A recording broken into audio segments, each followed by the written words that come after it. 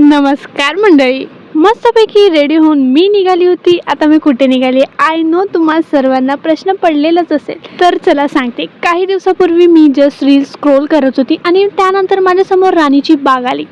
तर मग त्या राणीच्या बागेत मी टायगर बघितला होता. तर मला तो टायगर बघायचा होता की कसा आहे काय आहे म्हणून.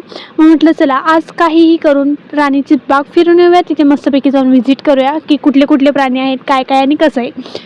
याआधी तर मी बघितली नव्हती राणीची बाग. मग माझ्या दोघी भावांना उचलून आम्ही निघालो वीर माता जिजाबाई भोसले उद्यान, म्हणजेच राणीची बाग म्हटली जाते. तिथे फायनली आम्ही पोहोचलो होतो. सर्वात आधी एंट्री केल्यानंतर तुम्हाला तिकीट काढावं लागेल. तिकीट जास्त काही महाग नाही, 50 रुपये तिकीट होतं. त्यानंतर मग आम्ही फर्स्ट आतमध्ये जेव्हा एंट्री केली तेव्हा तर आम्ही वेगवेगळ्या प्रकारचे पक्षी बघितले. आणि मग त्यानंतर आम्ही क्रोकोडाईल म्हणजेच मगरमच्छ बघायला गेलो.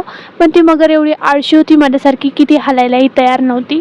काही क्षणासाठी वाटलं की ही मगर नकली आहे, पण ती नंतर हल्ली. मग तिथे फक्त 2च मगरी आम्हाला दिसल्या.